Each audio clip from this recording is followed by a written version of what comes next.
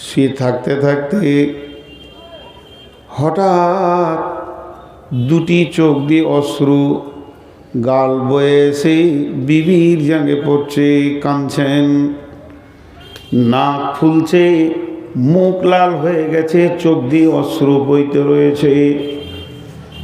বিবি স্বামীকে বলছেন, মা স্বামীর কান্না দেখে বিবিও কাঁদতে শুরু করেছেন। স্বামীর কান্না দেখে বিবিও কাঁদতে শুরু করেছেন। এমন সময় স্বামী বিবিকে বলছেন, মা কে তোমাকে কাঁদালো? কি এমন তুমি চিন্তা করেছো যে তুমি কাঁদছো কেন? বিবি উত্তরে বলছেন, বাকাই কালে বাকাইকে, আপনি কাঁদছেন এর জন্য আমি কাঁদছি স্বামী আমার। তখন স্বামী আবার বিবিকে বলছে, বেগম রে, প্রিয়া রে, ভালোবাসা রে বিবি আমার, তুমি আমার কান্নাটা দেখেছো কিন্তু আমার মুখের কাছে তোমার কানটা নাই। আমি যে একটা কি বলছি এটা বিড়বিড় করে তুমি শোনার চেষ্টা করো। উনি একটা কোরআনের আয়াতকে, সূরা মারিয়ামের 71 নম্বর আয়াতকে ঘুরিয়ে ঘুরিয়ে পড়ছেন। বিসমিল্লাহির রহমানির রহিম, ওয়া ইন মিনকুম ইল্লা ওয়ারিদুহা কানা আলা রাব্বিকা হাতমান মাকদিয়া। শেষ হয়ে গেল। আবার বলছেন, ওয়া ইন মিনকুম ইল্লা ওয়ারিদুহা কানা আলা রাব্বিকা হাতমান মাকদিয়া। এবার বাংলায় বলছি, বেগম রে, আমার আল্লাহ কি বলছেন শোন। আমার আল্লাহ এই আয়াতে বলছেন, তুই ইমানদার হ চাই বেঈমান হ, তোদের আসল ঘর জান্নাতে পৌঁছাতে গেলে আমি তোদের জন্য একটা রাস্তা বানিয়েছি, রাস্তাটাকে অজীব করে দিয়েছি, পা দিতেই হবে। তার নাম হচ্ছে পুলসেরাত। এমনকি বিশ্ব নবীকেও এই পুলসেরাত দিয়ে গিয়ে জান্নাতে ঢুকতে হবে।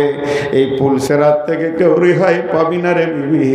আমার আল্লাহ কথাটা বারবার বলতে রয়েছে, তাই আমার ওই আয়াতটা মনে পড়ে গেছে। যদিও তোর ঝেঙ্গে মাথাটা আছে, তুই হলি আমার জীবনের ভোগ, আর যে জায়গাতে মাথাটা রেখেছে আমার ভোগ সামগ্রীগুলি আমার মাথার কাছে রয়েছে, তারপরও আমার ব্রেন চলে গেছে পুলসেরাতের দিকে আল্লাহর ভয়ে। এরপরে আব্দুল্লাহ ইবনে রাওয়াহা বলছেন, বেগম রে, সেই পুলসেরাতের ব্যাখ্যা আমার নবী কি দিয়েছে জানিস? নবী বলেছেন, পুলসেরাতের দুই দিকে বড় বড় বৃক্ষ গাছ রয়েছে আগুনের। সেই গাছগুলো কেমন? মরুভূমিতে একটা গাছ পাওয়া যায় সাআদান, সাআদান গাছের মতো সেই গাছটা। ওই গাছের ফলগুলো হলো আকর্ষির মতো, বংশীর মতো মাছ ধরা ধারালো। সেগুলো কোটি কোটি পুলসেরাতে ঝুলছে রে বেগম। যখন মানুষ ওই দিকে পার হবে, একটা বংশী যদি চামড়াতে বিঁধে যায়, আল্লাহর নবী বলছেন, বেগম রে, আর জান্নাত যাওয়া যাবে না। আমি সেই পুলসেরাতের ভয়ে কাঁদছি। অতএব কোরআন থেকে হেদায়েত নিতে গেলে আল্লাহর ভয়ের ভরপুর বুকটা ভরা থাকতে হবে। এর জন্য নবীজি বলেছেন, তাকওয়া হাহুনা, এই জায়গায় যদি রবের ভয় থাকে, কোরআনের প্রতিটি আয়াতে হেদায়েতের নূর পাওয়া যাবে। আর এই জায়গায় যদি রবের ভয় না থাকে, গোটা কোরআন পড়ে 40 খতম হয়ে যাবে, তারপরও বেঈমানি আর মিথ্যা কথা দাঁড়ি মারা ছাড়বে না। তার কারণ কোরআন হেদায়েত দেওয়ার মালিক নয়। তা আমার রব বলছে, গোলাম রে, কঠিন কিয়ামতের মাঠে যদি ডান হাতে সার্টিফিকেট নিয়ে কামিয়াব হতে হয়, আল্লাহর ভয়কে তোমাকে রাখতে হবে। যালিকাল কিতাব লা রাইবা ফীহি হুদাল লিল মুত্তাকিন, এই কিতাবে কোনো সন্দেহ নাই, হেদায়েত পাবে মাত্র মুত্তাকিরা।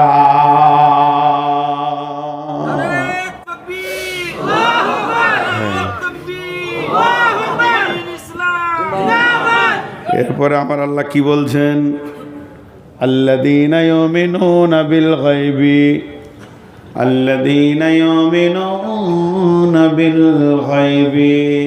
সকলে একবার মহব্বতের সঙ্গে বলি, আল্লাযীনা ইউমিনুনা বিল গায়বি। এটা যত কঠিন তত আসান। দুই চোখে যাকে দেখলাম না তার প্রতি ঈমান রাখতে হবে। ফেরেশতা দেখি না, ঈমান রাখতে হবে। পুলসেরাত আছে, বিশ্বাস করতে হবে। কবরের আযাব আছে, শাস্তি আছে। কবরে আনন্দের ঘুম আছে, বিশ্বাস করতে হবে। মিজান কিয়ামতের মাঠে দাঁড়িপাল্লা দাঁড় করানো হবে, সত্য। আল্লাহর আরশ আনা হবে, সত্য। হাজ কাউসারের পানি থাকবে, সত্য। বিশ্বনবী পারমিশন পাবে পানি পান করানোর, সেটাও সত্য। পুলসেরাত আছে, এটাও সত্য। জাহান্নাম দাও দাও করে জ্বলছে, এটাও সত্য। জান্নাত আপনাকে স্বাগতম দিবে, এটাও সত্য। একদম মরার পর থেকে নিয়ে জান্নাত জাহান্নাম পর্যন্ত লম্বা একটা জিন্দেগি আছে। মা আমার, খালা আমার, বেটি আমার, এর উপরে ন্যূনতম সন্দেহ পোষণ করলে হবে না, দৃঢ় বিশ্বাস রাখতে হবে। জি, একটা হিন্দু ছেলে, নন মুসলিম ছেলে মসজিদে ঢুকেছে, ঢুকে একবার ডান দিকে দেখছে, একবার বাঁ দিকে, কিছুই নাই। কাকে ডাকো তোমরা?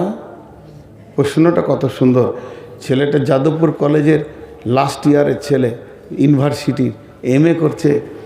চারটিখানি ছেলেরাই সায়েন্সের ছেলে। কাকে ডাকেন? প্রশ্নটা করছেন কাকে? যিনি পৃথিবী থেকে চলে গেছেন, আল্লাহ জান্নাত নসিব করুন, গোলাম আহমদ মর্তুজাকে। জি, আমার জেলার মানুষ তো, আমি ওনার সঙ্গে অনেকবার বসেছি একসঙ্গে, আমাকে ভালোবাসতেন, আমি ওনাকে দেখা করতে যেতাম। আমাদের একটা সম্পদ ছিল, পৃথিবী থেকে চলে গেছেন। জি, আল্লাহ জান্নাত নসিব করুন, আল্লাহু আমিন। তো ওনাকে প্রশ্ন করেছেন, উনি তখন বললেন, জি আমরা হলাম দুর্বল, আপনারা হলেন সবল। তোরা আরও খুশি হলো।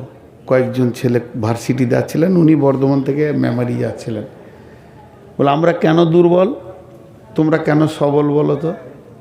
বলে আমরা দুর্বল এই জন্যই যে আমরা, আল্লাহ তো দূরের কথা, আল্লাহকে তৈরি করা তো দূরের কথা, কোরআনে প্রত্যেকটা সূরাতে একটা করে বিসমিল্লাহ আছে, আছে না নাই? কিন্তু সূরা তওবাতে মৌলানা সাহেব লিখে দিতে পারবে? ক্ষমতা আছে? আল্লাহ দেননি, রসুল লাগাননি, কারো ক্ষমতা নাই, লিখে দিই। সারা পৃথিবীর সমস্ত কাগজগুলো দেন, গোটা মাদ্রাসায় যত কাগজ আছে মৌলানা বিসমিল্লাহ লিখে ভরে দেবে, কিন্তু ওখানে লিখতে পারবে? তাহলে এটা দুর্বল না সবল? দুর্বল। কিন্তু তোমরা সবল। নিজের আল্লাহকে নিজের হাতে বানাও, তারপর আবার তাকে ধরে ডুবিয়ে দাও। তাহলে তোমাদের মতো সবল কে আছে? এইভাবে বলতে বলতে প্রশ্ন করা হচ্ছে। দেখুন কবি নজরুল কি বলেছেন, নয়ন ভরা জল গো তোমার, আঁচল ভরা ফুল, ফুল নেব না অশ্রু নেব ভেবে হই আকুল। ফুল যদি তোমার হাতে জল রবে না, নয়ন পাতে অশ্রু নিলে ফুটবে না প্রেমেরই মকল।